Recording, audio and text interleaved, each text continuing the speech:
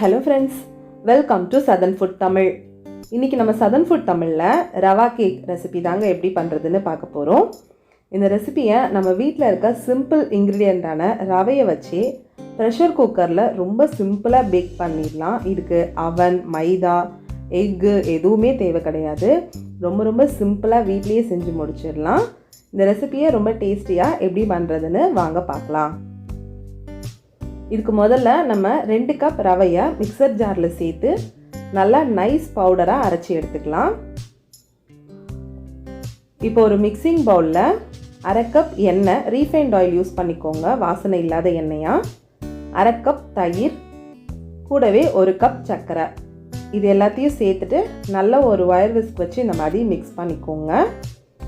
நம்மளுக்கு இந்த சர்க்கரை நல்லா கரைஞ்சி வரணும்.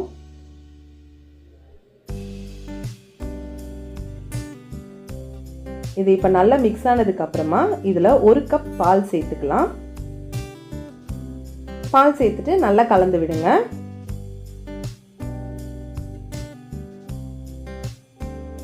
இப்போ பாருங்க எல்லாம் நல்லா கலந்துருச்சு. இப்போ இது கூட நம்ம அரைச்சி வச்சிருக்க ரவையை உள்ள சேர்த்துடலாம். சேர்த்துட்டு ஒரு பிஞ்ச் போல் உப்பு சேர்த்துக்கோங்க, ரொம்ப அதிகமாக சேர்க்க தேவையில்லை.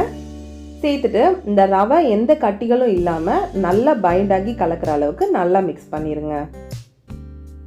எந்த கட்டியும் இருக்கக்கூடாது.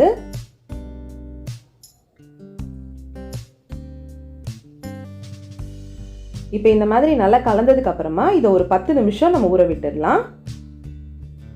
அதுக்கு முன்னாடி நம்ம குக்கரை ப்ரீ ஹீட் பண்ணிக்கலாம்.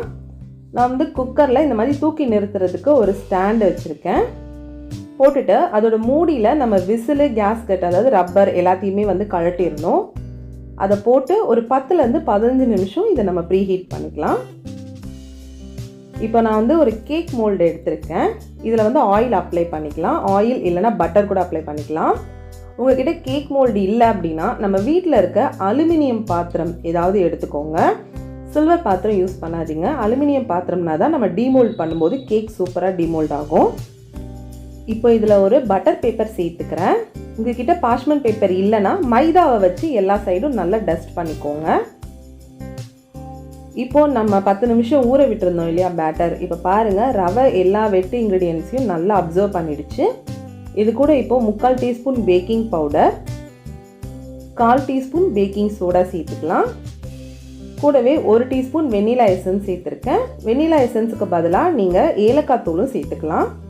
கூடவே 1/2 கப் போல் டியூட்டி ஃப்ரூட்டி சேர்க்குறேன். டியூட்டி ஃப்ரூட்டி எப்படி பண்ணணும்னு நம்ம சேனலில் ஏற்கனவே வீடியோ அப்லோட் பண்ணியிருக்கோம். இதோட லிங்க்கை நான் டிஸ்கிரிப்ஷனில் கொடுக்குறேன், தேவைப்பட்டவங்க செக் பண்ணிக்கோங்க.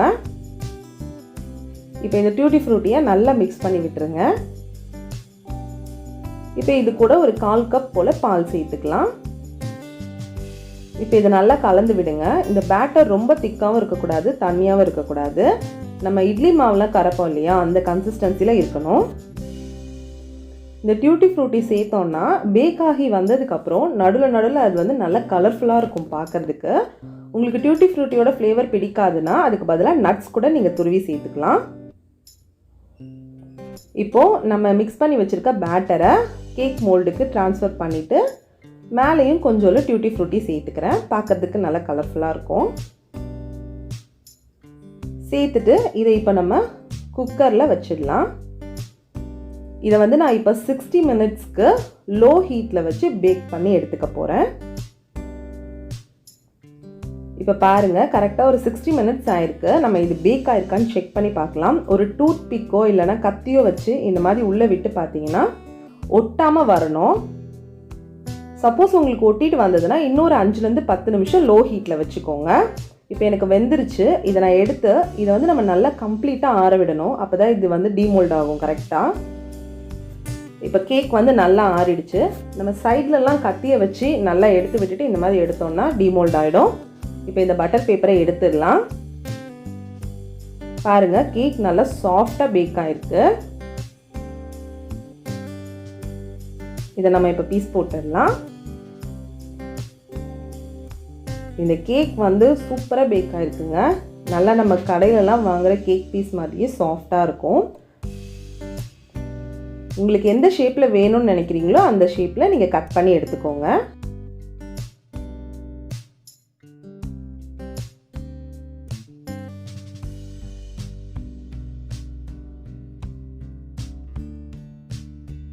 அவ்வளோதான் ஃப்ரெண்ட்ஸ், ரவை கேக் ரொம்ப சூப்பராக சுலபமாக ரெடி ஆயிடுச்சு. பாருங்கள், நம்ம வீட்டில் இருக்க சிம்பிளான இன்க்ரீடியன்ஸை வச்சு ப்ரெஷர் குக்கர்லேயே பேக் பண்ணி எடுத்துட்டோம். இதில் நம்ம மைதாலாம் எதுவுமே சேர்க்கலை. வீட்லேயும் செய்கிறதுனால இது உடம்புக்கு ரொம்ப ஹெல்தி, குழந்தைங்களும் ரொம்ப விரும்பி சாப்பிடுவாங்க. நீங்களும் இந்த ரெசிபியை கண்டிப்பாக ட்ரை பண்ணி பாருங்கள். வீடியோ உங்களுக்கு பிடிச்சிருந்தா சதர்ன் ஃபுட் தமிழுக்கு சப்ஸ்கிரைப் பண்ணிக்கோங்க. தேங்க்ஸ் ஃபார் வாட்சிங்.